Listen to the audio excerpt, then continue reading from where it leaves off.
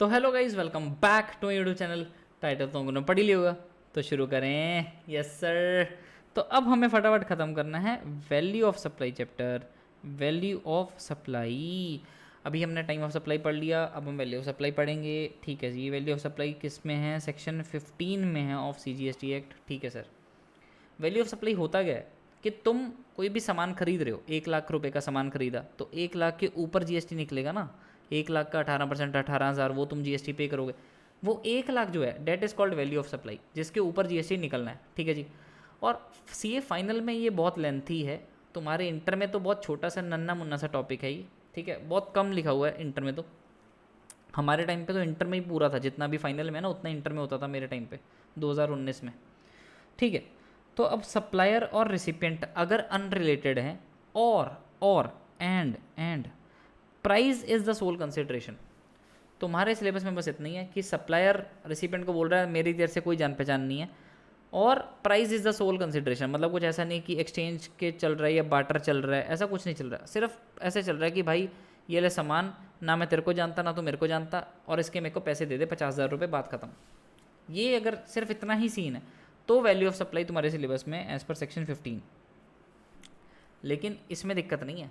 Price actually paid और payable, जो तुमने लाख रुपए दे दिए वो एक्चुअली पेड है, या तुमने अगर मैंने बोल दिया कि लाख रुपए पे कर देना वो पेबल है, तो वो तुम्हारी होगी वैल्यू ऑफ सप्लाई। अब इसमें क्या क्या इंक्लूड होगा, क्या क्या एक्सक्लूड होगा, ये पढ़ लेते हैं। इंक्लूड 5 चीज़ें होंगी, एक्सक्लूड सिर्फ एक चीज़ होगी।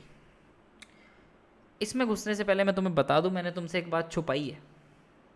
क्या छुपाई है सर आपने? मैंने ये छुपाई है कि मैं सिर्फ सामने से दिखने में टीचर हूँ, अंदर से मैं शायर हूँ, शायर।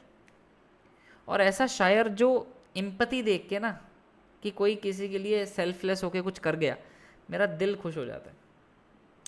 तो तुम्हें मैं एक इंसिडेंट सुना रहा हूँ, इंटरेस्ट लेके सुनना। मैं तुम्हें एक इंसिडेंट सुना रहा हूँ, इंटरेस्ट लेके सुनना। सब्सिडी ने डिस्काउंट के बिहाफ पे टैक्स पे कर दिया। क्या बात कह दी सर आपने, बहुत बढ़िया। आज के ज़माने में कोई किसी के लिए कुछ करता है क्या? लेकिन सब्सिडी ने डिस्काउंट के बिहाफ पे टैक्स पे कर दिया। तो इंसिडेंट सुना रहा हूँ, इंटरेस्ट लेके सुनना। सब्सिडी ने डिस्काउंट के बिहाफ पे टैक्स पे कर दिया। हाँ, क्या बात कह दी सर, क्या बात कह दी, मैं भी बताता हूँ। तो इंसिडेंट सुना रहा हूँ, इंटरेस्ट लेके सुनना। सब्सिडी ने डिस्काउंट के बिहाफ पे टैक्स पे कर दिया। ये 6 वर्ड्स तुम्हें याद होने चाहिए। ठीक है, वो क्यों याद होने चाहिए? ताकि तुम्हें आइडिया सा लगता रहे कि भाई कौन सी चीज़ प्लस होनी है, कौन सी चीज़ माइनस होनी है। इसके अलावा तो नहीं कुछ माइनस प्लस, इसके अलावा कुछ माइनस प्लस नहीं होता। ये लॉ में लिखी हुई चीज़ें हैं कि भाई यही प्लस माइनस होंगी। ठीक है जी, ठीक है जी। और पेपर में इसके बाहर आएंगी नहीं, पेपर में इसके अंदर ही आएंगी कि भाई है ना, किसके ऊपर क्या प्लस होगा क्या माइनस होना। ठीक है, तो बारी बारी चलते हैं। एक इंसिडेंट सुनाता हूँ, इंसिडेंट। तो इंसिडेंट पे चलते हैं पहले। इंसिडेंटल एक्सपेंसेस, मौके पे जो खर्चा हो गया, मौके पे मैंने किसी सप्लायर को बोला कि मेरे को 1 लाख की मशीनरी दे दे, और 10,000 रुपये, मतलब एक होता ना कि मेरे घर तक पहुंचाने के भी खर्चा तू उठाइयो। तो उसने बोला ठीक है जी, उसका भी बंदोबस्त मैं ही करूँगा। लाख रुपए की मशीनरी, 10,000 रुपये की ट्रांसपोर्टेशन, 1,10,000 का बिल बनेगा। 1,10,000 का बिल बनेगा। और ये जो इंसिडेंटल एक्सपेंसेस हैं, ये सप्लाई के टाइम पे होने चाहिए, मतलब डिलीवरी के टाइम पे वो जो खर्चा हो रहा है वही होने चाहिए। एट द टाइम और before the time and in relation to supply, supply के रिलेशन में वो खर्चा होना चाहिए। अब वो खर्चा कैसा हो सकता है? वही कमीशन, कोई पैकिंग चार्जेस हो गए, कोई वेमेंट चार्जेस हो गए, उसका नाप तोल कर रहे हैं, इंस्टॉलमेंट हो गई, इंस्पेक्शन हो गई, उसके कोई सेफ्टी मेजर चेक कर रहे हैं, ऐसा कुछ चीज़ें कुछ चेक कर रहे हैं जो ऐसे मौके पे खर्चा हो गया, वो भी सप्लाई में जुड़ेगा। तो जैसे मैंने अभी बोला कि 1 लाख रुपए की मशीनरी है और 10,000 रुपये लेट से उसने बोला कि मैं मशीनरी तेरी इंस्टॉल करवा रहा हूँ, ऐसे वो इंस्टॉलेशन का खर्चा भी बीच में हो गया मौके पे। तो बस फिर 1,10,000 के ऊपर GST बनेगा, जो बनेगा। MI clear, MI clear. ठीक है, और ये जो खर्चा है ये इन रिलेशन टू सप्लाई होना चाहिए, और बिफोर और eight the time of supply होना चाहिए। ठीक है जी, ठीक है सर। एक इंसिडेंट सुनाता हूँ, इंटरेस्ट लेके सुनना, इंटरेस्ट। ठीक है, अब जो तुम्हें कोई इंटरेस्ट मिला, कोई लेट फी मिली, कोई पेनल्टी मिली, जिसकी टाइम ऑफ सप्लाई क्या होती है? जब वो एक्चुअल में रिसीव होता है, याद है ना? याद है। तो इंटरेस्ट, लेट फी और पेनल्टी है, वो भी तुम्हारी वैल्यू ऑफ सप्लाई का पार्ट बनेगी। बेसिकली उसके ऊपर भी जीएसटी देना है, ठीक है। अब वही बात है कि भाई तुमने ₹1,00,000 का सामान बेचा, ठीक है, और ₹1,00,000 का सामान बेचा और उसको बोल दिया कि भाई इसकी टर्म्स हैं 2/10 नेट 30, है ना, कि भाई 30 दिन तक पेमेंट कर देना। तो उसने मान लो नहीं करी, तो तुमने 12% ब्याज लगा दिया एक आधे महीने का, तो 1,00,000 पे बन गया मान लो 1,000 रुपये। अब 1,000 रुपये भी वो जो देगा वो भी तुम्हारा वैल्यू ऑफ सप्लाई का पार्ट बनेगा। अब सर आपने तो बोला था वो 1,000 जो है इंक्लूसिव ऑफ जीएसटी लगाना है, हाँ, तो तुम्हारी वैल्यू ऑफ सप्लाई क्या बनेगी? 1,00,000 तो बन गई सीधी सीधी, 1,000 जो है इंटू 100 डिवाइडेड बाय 118, एज्यूमिंग कि 18% रेट ऑफ इंटरेस्ट है, जो पेपर में दिया जाएगा वही तुम्हारा रेट ऑफ इंटरेस्ट रहेगा। तो 1000 इंटू 100 डिवाइड बाई 118, ये तुम्हारी निकलेगी जितनी भी वैल्यू है ना, ये तुम्हारी बन जाएगी वैल्यू एक्सक्लूसिव ऑफ जीएसटी, तो वो तुम्हारी वैल्यू ऑफ सप्लाई का पार्ट बन जाएगी। ठीक है जी, ठीक है सर। तो इंटरेस्ट है, लेट फी है, पेनल्टी है, और इसमें ऑलवेज एजम्पशन लिख के आना कि भाई मैं एज्यूम कर रहा हूँ कि जो इंटरेस्ट है वो इंक्लूसिव ऑफ टैक्सेस है, इसीलिए मैं उसमें से जीएसटी निकाल रहा हूँ इंटू 100/118 करके, ऐसा। ठीक है जी, ठीक है सर, ठीक है जी। तो एक इंसिडेंट सुना रहा हूँ, इंटरेस्ट लेके सुनना। सब्सिडी ने, तो सब्सिडीज पढ़ लेते हैं। Subsidies linked with price except provided by state government और सेंट्रल गवर्नमेंट। तो अगर कोई सब्सिडी दी गई है, ठीक है, और वो प्राइस के साथ लिंक्ड है, एक्सेप्ट अगर गवर्नमेंट प्रोवाइड कर रही है, ठीक है, गवर्नमेंट प्रोवाइड कर रही है तो उसको माइनस हुई होगी, उसको माइनस हुआ हुआ रहने दो, ऐसे ही रहने दो, माइनस हुआ हुआ ही रहने दो। लेकिन अगर गवर्नमेंट प्रोवाइड नहीं कर रही, कोई और प्रोवाइड कर रहा है, कोई एनजीओ प्रोवाइड कर रहा है, कोई भी और प्रोवाइड कर रहा है, और वो लिंक्ड विद प्राइस है, मतलब एक इंडिविजुअल आइटम के प्राइस के साथ लिंक्ड है, देन उसको ऐड बैक कर दो, उसको ऐड बैक कर दो। ठीक है सर, ये बात हो गई, फिर यही बात हो गई। अब अगर कोई ब्लैंकेट सब्सिडी है, मतलब ऐसे लिंक्ड विद प्राइस नहीं है, ऐसे एक साथ इकट्ठा पैसा दिया हुआ है, फिर उसको वापस करने की जरूरत नहीं है, फिर उसको वापस इंक्लूडेबल नहीं है, फिर वो इंक्लूडेबल नहीं है। ठीक है, इसके एग्जांपल मैं अभी बता देता हूँ। जैसे कि SRC, डेट इज सचिन रेजा चेयर्स, नॉट सचिन रेजा क्लासेस, सचिन रेजा चेयर्स। अब सचिन रेजा चेयर्स जो है, मेरी चेयर की दुकान, मैं अमीरों को भी चेयर बेचता हूँ, गरीबों को भी चेयर बेचता हूँ, 6,000 की चेयर बेचता हूँ, 6,000 की चेयर। अब सचिन रेजा बेच रहा है तो चेयर्स तो अच्छी होंगी। तो गरीब कह रहा है यार 6,000 की चेयर तो बहुत अच्छी है, वो किसी एनजीओ के पास गया गरीब, और वो बोलता है एनजीओ साहब वो सचिन रेजा चेयर्स की ना चेयर तो बहुत अच्छी है, मुझे चाहिए वही, लेकिन थोड़ी अगर आप मदद कर देते तो एनजीओ ने क्या बोला, एनजीओ ने मेरे पास आया, एनजीओ बोलता है यार तू एक काम कर, अमीर को तू बेच 6,000 की, गरीब को जब बेचेगा ना तो 4,000 की बेच दे, 2,000 तेरे जो कम होते हैं ना मैं पे करूँगा। एनजीओ आके बोलता 2,000 तेरे जो कम होते हैं मैं पे करूँगा, 2,000 की वो मेरे को सब्सिडी दे रहा है पर चेयर। तो पर चेयर है तो इसका मतलब लिंक्ड विद प्राइस होगी, पर आइटम लिंक्ड होगी। ठीक है जी। और क्या ये स्टेट गवर्नमेंट या सेंट्रल गवर्नमेंट है? नहीं, ये तो कोई एनजीओ है बाहर वाला। अब इसने मेरे को बोला कि तू उसको गरीब को देगा 4,000 की चेयर। तो सर हम एज एग्जांपल लेते हैं, अगर मैं अमीर को बेच रहा हूँ, ऐसे सॉल्व भी करके देख लेते हैं इसको। ठीक है, अगर मैं अमीर को बेच रहा हूँ तो मैं क्या लिखूँगा, वैल्यू ऑफ सप्लाई होती है प्राइस एक्चुअली पेड और पेबल। अमीर को मैं बेच रहा हूँ 6,000 की, तो वो मेरे को 6,000 पे करेगा, तो वैल्यू ऑफ सप्लाई होगी 6,000। उसको क्या कोई सब्सिडी मिली? नहीं मिली, तो इसके ऊपर जीएसटी निकल आएगा। ठीक है जी। अब गरीब को बेच रहा हूँ मैं, गरीब के केस में वैल्यू ऑफ सप्लाई क्या होगी, प्राइस एक्चुअली पेड और पेबल। गरीब मेरे को कितना पे करेगा, गरीब तो 4,000 पे करेगा, तो प्राइस एक्चुअली पेड कितना है 4,000, क्योंकि मैं तो उसको चेयर 4,000 की बेचूंगा ना। अब लेकिन अब इसमें इंक्लूड क्या करना है, सब्सिडी कब इंक्लूड करनी है, जब मेरे पास वो लिंक्ड विद प्राइस है और देने वाली स्टेट गवर्नमेंट या सेंट्रल गवर्नमेंट नहीं है, तो बस फिर उसको वापस इंक्लूड करो, 2,000 ऐड हो जाएंगे, 6,000 जो निकलेगा इसके ऊपर जीएसटी पे करना है मेरे को, 6,000 के ऊपर जीएसटी पे करना है मेरे को। इसका मतलब ये नहीं है कि मैं गरीब से 6,000 लूँगा, गरीब से तो मैं 4,000 ही लूँगा, मेरे को तो 2,000 कहीं और से आ ही रहे हैं। ये 6,000 सिर्फ वो निकल रही है वैल्यू जिसके ऊपर मेरे को जीएसटी पे करना है। Value of supply just for the sake of कि जीएसटी किसके ऊपर निकालना है, तो जीएसटी में 6,000 के ऊपर ही निकालूंगा, तो चाहे मेरे को सब्सिडी मिल गई पर यूनिट ऐसे ऐसे। अब मान लो would your answer be different if NGO had offered 1.5 lakh रुपए। अब देखो चांसेस हैं, पहले केस में क्या था, मैं अमीर गरीब को 6,000 की चेयर बेच रहा हूँ, ठीक है, एनजीओ है मेरे पास कि तुम 6,000 की चेयर बेच रहे हो, 6,000 की चेयर होती है, 6,000 में तो रशिया की चेयर आ जाती है, ऐसा बोला मेरे को एनजीओ। तो मैंने को ठीक है सर, ठीक है, मैं समझ गया आपका पॉइंट, तो मैं इसको गरीब को 2,000 कम में बेच दूंगा, ऐसा ऐसा 2,000 मेरे को आप दे देना। ये तो हो गया कि उसने अगर मेरे को पर यूनिट बोल दिया कि जब भी गरीब को बेचेगा 2,000 जो कम तेरे पड़ेंगे मैं दूंगी। सेकंड केस हो गया, मेरे पास एनजीओ आया और बोलता है यार तुम तो बहुत अच्छा काम कर रहे हो, गरीबों को तुम चेयर देते हो, बहुत अच्छी बात है, हमें बहुत पसंद आया, गरीबों को आपकी चेयर बहुत पसंद आई, थोड़ी महंगी लगी बट आपकी चेयर बहुत पसंद आई, एक काम करते हैं हम आपको 1.5 लाख की सब्सिडी देते हैं। तो मेरे को उन्होंने 1.5 लाख की सब्सिडी दे दी। अब इसको बोलते हैं जो मैंने यहाँ पे बोला था ब्लैंकेट सब्सिडी, इसको बोलते हैं ब्लैंकेट सब्सिडी, ब्लैंकेट सब्सिडी या ब्लैंकेट डोनेशन बोल लो, जो उन्होंने ऐसे मेरे को एक साथ ही दे दी, एक साथ ही 1.5 लाख दे दिया कि ये ले भाई तू अच्छा काम कर रहा है, ये ले 1.5 लाख रुपए। अब मैं इसको हर एक गरीब जो मेरे से चेयर लेने आएगा क्या उसके प्राइस के साथ लिंक कर सकता हूँ क्या, कि इसको अब मेरे को 6,000 की नहीं, अब इसको 4,000 की बेचनी है, नहीं। तो फिर मैं उसको सीधी बात है बेचूंगा ही 6,000 की, बात ही खत्म, तो प्राइस एक्चुअली पेड ही 6,000 है। और ब्लैंकेट जो सब्सिडी मिलती है वो तुम वैसे भी ऐड बैक नहीं करोगे, are not includable in the value, बात खत्म, मजे।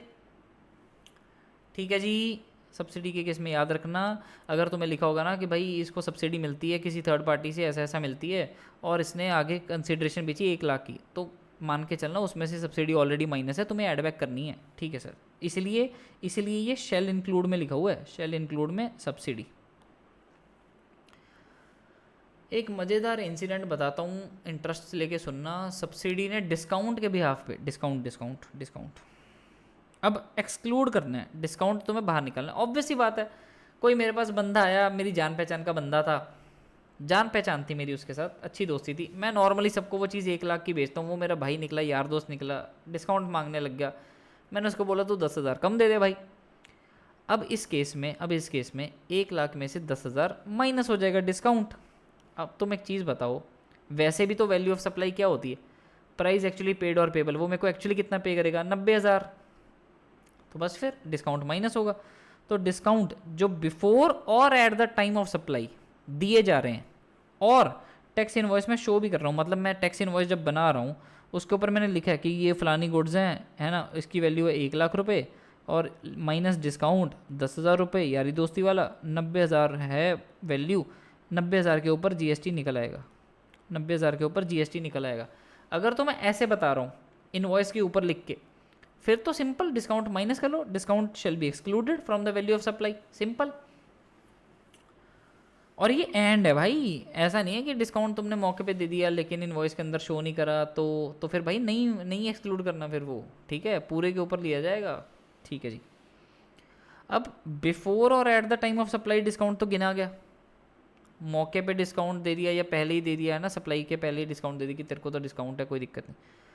डिस्काउंट के सप्लाई के बाद डिस्काउंट दिया तो अगर पोस्ट सप्लाई कोई डिस्काउंट दिया है वो एक्सक्लूड होगा ओनली इफ ये 2 कंडीशंस सेटिस्फाई होती हैं, 2 भी नहीं 3, अगर ये 3 कंडीशन सेटिस्फाई होती हैं तो पोस्ट सप्लाई डिस्काउंट हम एक्सक्लूड करेंगे। कौन सी 3? एक, जब मैं उसको गुड्स बेच रहा था तभी से हमने डिसाइड कर लिया था कि इस पे तेरे को आगे जाके डिस्काउंट दे दूंगा, कोई दिक्कत नहीं है। सेकंड, वो जो मैंने उसको बोला था कि आगे जाके डिस्काउंट दे दूंगा, वो इनवॉइस वाइज हम वर्कआउट कर सकते हैं कि भाई इनवॉइस वाइज तेरा डिस्काउंट इतना बनता था, ऐसा हम वर्कआउट कर सकते हैं, कोई दिक्कत नहीं। थर्ड, जो रिसिपिएंट है सामने वाला वो उसका प्रोपोर्शनेट आईटीसी रिवर्स भी करने को तैयार है, वो रिवर्स भी कर रहा है उसका प्रोपोर्शनेट आईटीसी। अगर ये 3 चीज़ें हो रही हैं ना, ओए हुई तभी हम पोस्ट सप्लाई डिस्काउंट को एक्सक्लूड करेंगे। इसका मतलब क्या है, मान लो मैंने किसी को बिल काटा 1 लाख रुपए का और मैंने 1 लाख का बिल तो आज काट दिया और मैंने उसको बोला कि अगर यार तूने है ना इसकी अच्छी खासी क्वांटिटीज़ खरीद ली तो मैं तेरे को आगे 10,000 का डिस्काउंट दे दूंगा आगे जाके। अब डिसाइड तो आज ही हो गया कि भाई तेरे को आगे जाके 10,000 का डिस्काउंट दूंगा मैं, 10,000 का आगे जाके डिस्काउंट दूंगा मैं।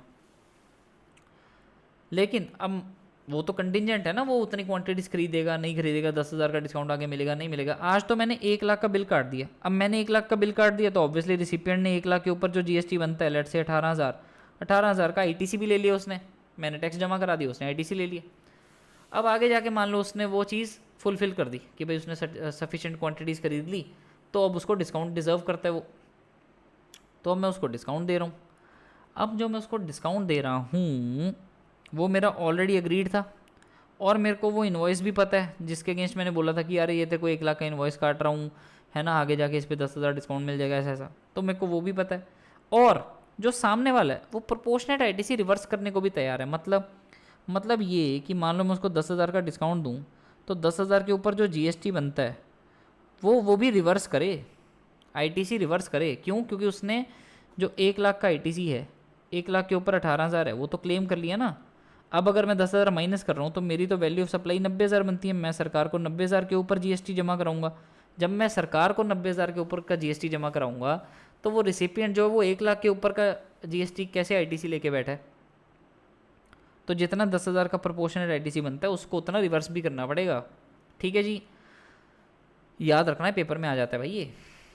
तो पोस्ट सप्लाई डिस्काउंट तभी रिवर्स होगा अगर अगर अगर discount already time of supply होते टाइम डिस्काउंट अग्री हो गया था, डिस्काउंट इनवॉइस वाइज पता भी हमें कौन से इनवॉइस के ऊपर डिस्काउंट बनता है उसका, और रेसिपिएंट जो है वो प्रोपोर्शनल आईटीसी रिवर्स करने को तैयार है, देन डिस्काउंट एक्सक्लूड होगा। अब इसमें पोस्ट सप्लाई डिस्काउंट में कैसे कैसे आ जाते हैं, इसमें एक सर्कुलर है कि जैसे कोई पीरियोडिक या ईयर एंडिंग डिस्काउंट है या वॉल्यूम डिस्काउंट है, कि हमने उसको बोल दिया कि यार दिवाली की सेल पे ईयर एंड पे तेरे को ऐसे डिस्काउंट देंगे, या ऐसे तेरे को हर क्वार्टर एंड पे डिस्काउंट देंगे, पीरियोडिक हो गया, या उसको हमने बोल दिया कि भाई तू एक सफिशिएंट क्वांटिटी खरीद ले तो तेरे को डिस्काउंट मिलेगा।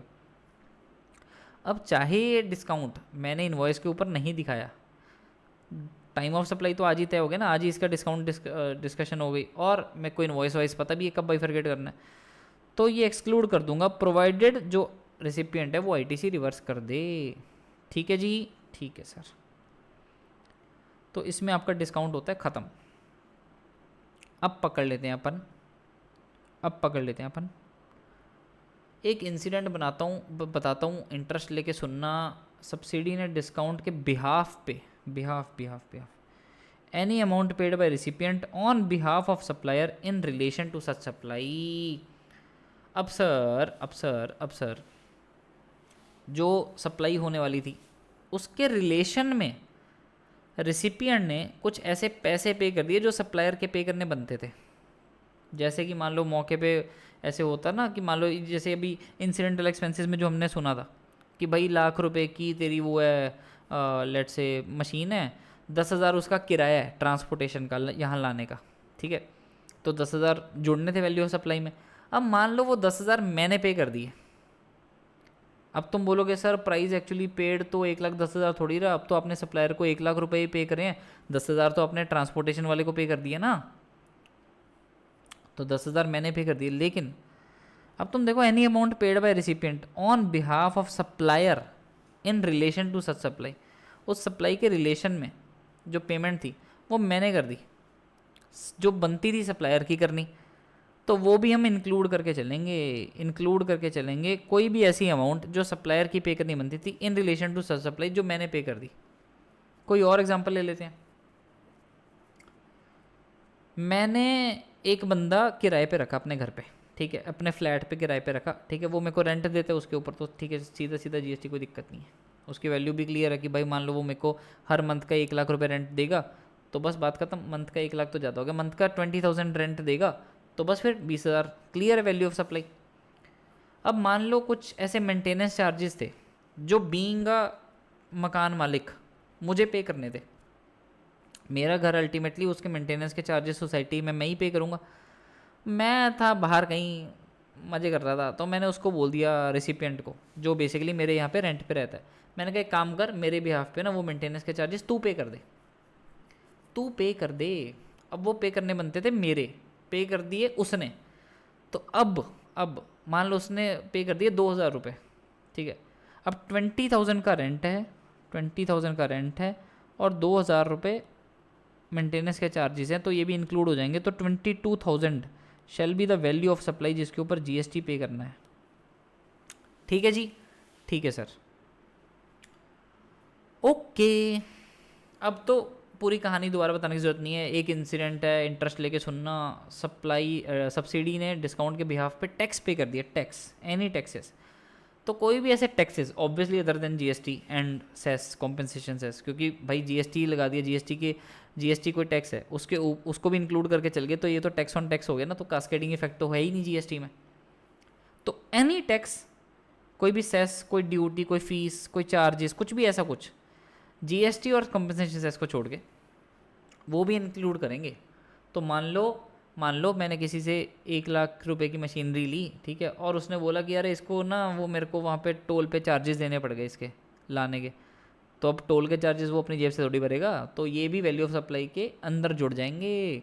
या मान लो कुछ ऐसे कुछ होता है ना, म्यूनिसिपल टैक्सेस पे करने पड़ गए, म्यूनिसिपल टैक्सेस पे करने पड़ गए, तो वो टैक्सेस अदर देन जीएसटी हैं और वो ऐड हो जाएंगे।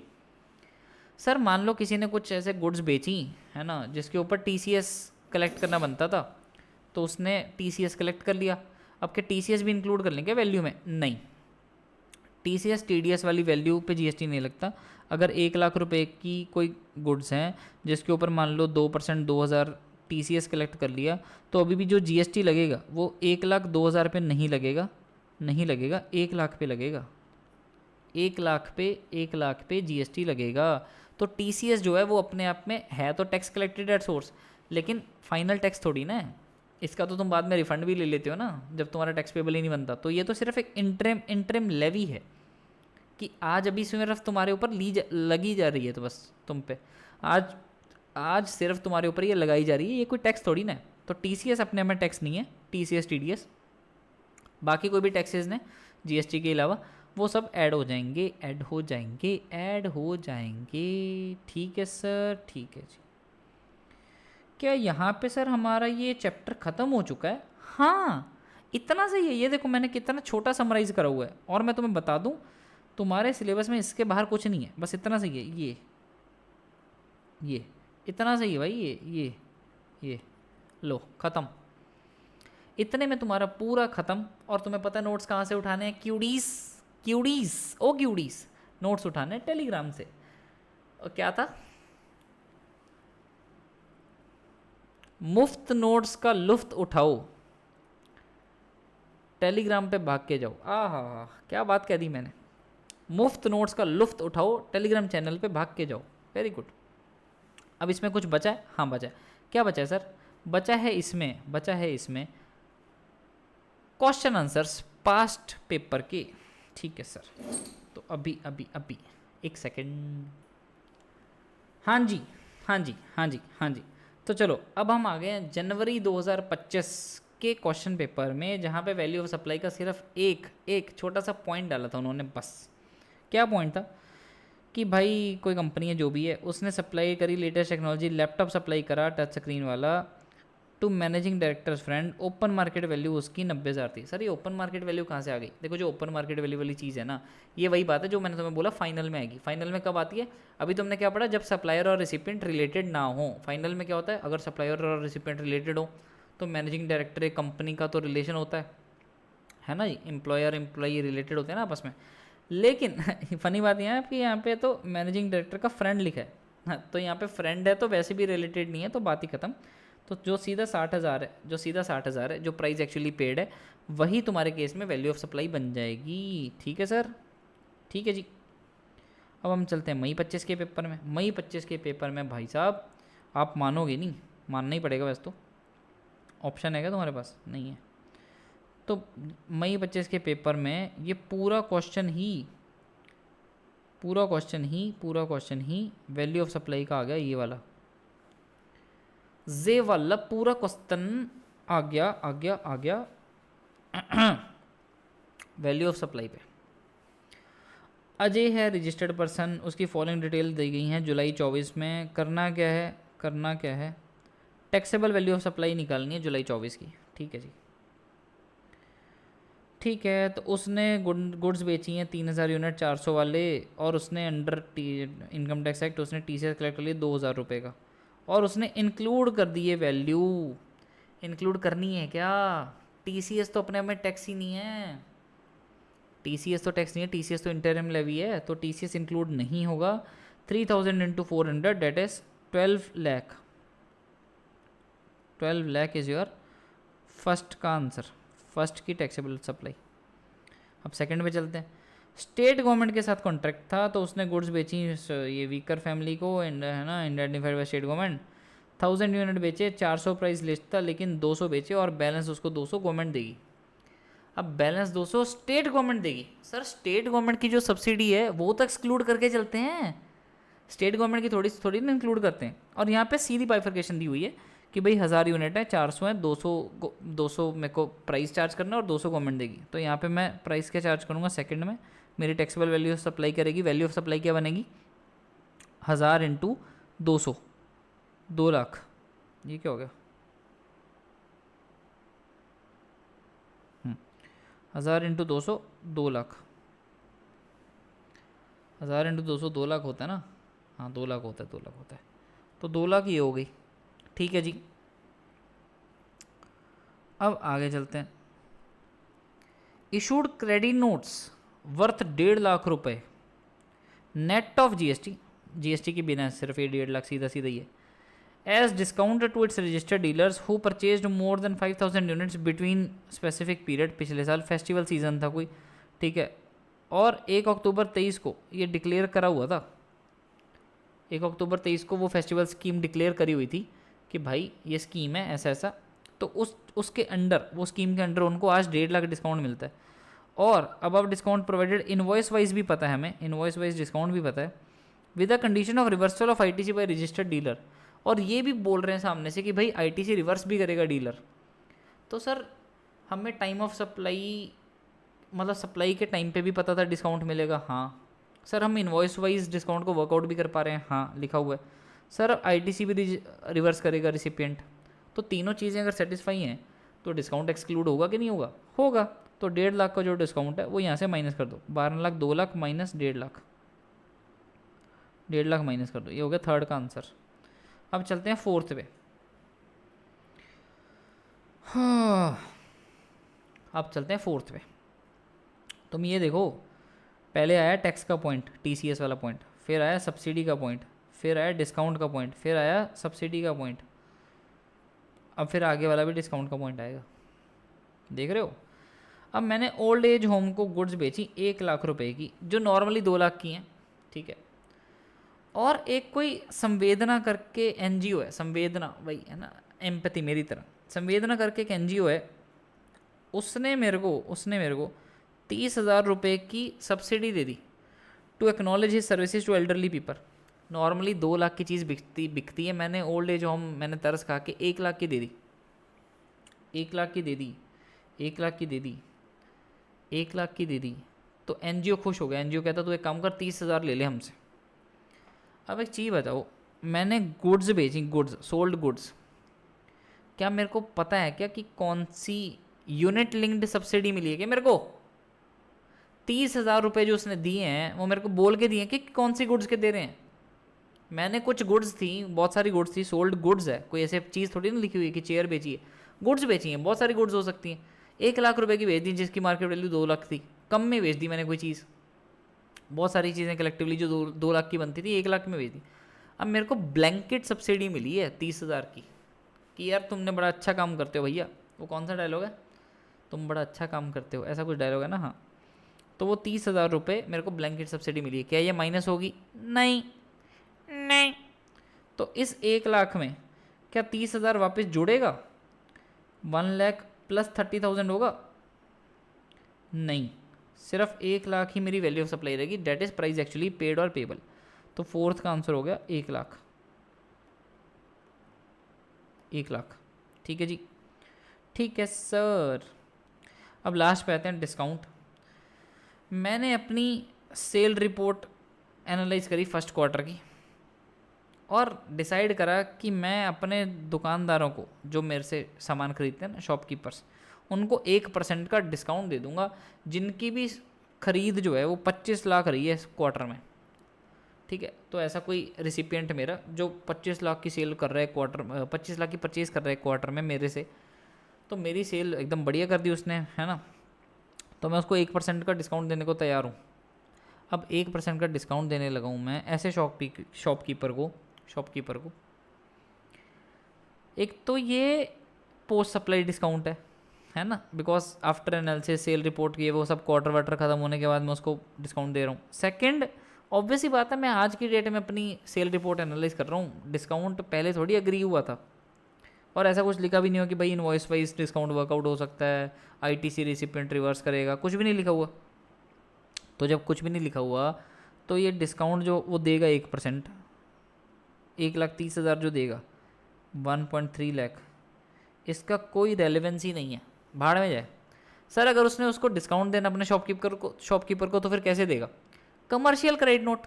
कमर्शियल क्रेडिट नोट क्या होता है? कमर्शियल क्रेडिट नोट होता है जिसके ऊपर जीएसटी नहीं लगता। ठीक है, नॉर्मली फाइनेंशियल क्रेडिट नोट होता है, नॉर्मल है ना, जो क्रेडिट नोट होता है बेसिकली नॉर्मल जीएसटी वाला क्रेडिट नोट, और एक होता है कमर्शियल क्रेडिट नोट कि भाई वो ऐसी मान लो 1,000 रुपये का क्रेडिट नोट काट देगा अपने जो उसके शॉपकीपर्स हैं, और उसके ऊपर जीएसटी की कोई इम्प्लीकेशन नहीं आएगी, जीएसटी से बहुत दूर है वो, जीएसटी से बिल्कुल अलग। 1,000 रुपये का वो काट दिया उसने कमर्शियल क्रेडिट नोट, ठीक है जी। तो चौथे का तो कुछ नहीं करना, तो उसकी टैक्सेबल सप्लाई क्या बनी? 5वें का हो गया 0, तो 12 लाख प्लस 2 लाख 14 लाख, 14 लाख प्लस 1 लाख 15 लाख, 15 लाख में से 1.5 लाख गए, 13 लाख, 13.5 लाख ये उसकी टैक्सेबल सप्लाई रहेगी। तो ऐसे तुमने आंसर करना था, और ये कितने मार्क्स का आया था? 5 मार्क्स तुम्हारे फ्री के। अब मैं तुम्हें वैसी जस्ट अपनी एक थ्योरी बता रहा हूँ, ऐसे है ना, दिल पे मत लेना, पर लाइक बता रहा हूँ। अब एक चीज़ बताओ, अगर कोई क्वेश्चन मई 25 में आ चुका है अभी पिछली अटैम्प्ट में, तो तुम्हारे सितंबर अटैम्प्ट में या आगे वाले किसी अटैम्प्ट में आएगा कि इतनी जल्दी? नहीं, इतनी जल्दी आने के चांसेस बहुत कम हैं, ना मात्र चांसेस हैं। लेकिन वैसे ज़रूर आ सकता है, ऐसे वो था ना अभी पिछले जनवरी 25 में कि किसी क्वेश्चन के बीच में बस एक पॉइंट कि भाई 60,000 की चीज़ दे दी उसको 90,000 वाली, तो 60,000 गिना जाएगा, ऐसा तो अभी भी पॉइंट आ सकता है। तो मेरे प्यारे क्यूडीज, तुम्हारा चैप्टर खत्म हो चुका, और मैं तुम्हें बता दूं सितंबर 24 में कोई भी क्वेश्चन नहीं आया, ना वैल्यू ऑफ सप्लाई पे, ना टाइम ऑफ सप्लाई पे। तुम्हारा हो गया चैप्टर ख़त्म, क्वेश्चंस भी ख़त्म, इलस्ट्रेशंस भी ख़त्म, और पास्ट एग्जाम क्वेश्चंस भी ख़त्म, और तुम्हें पता है नोट्स कहाँ से उठाने हैं। ठीक है यस। तो मेरे प्यारे क्यूडीज, समय आ गया आपसे विदा लेने का। ऑल द वेरी बेस्ट, दुआओं में याद रखना। धन्यवाद, बाय बाय।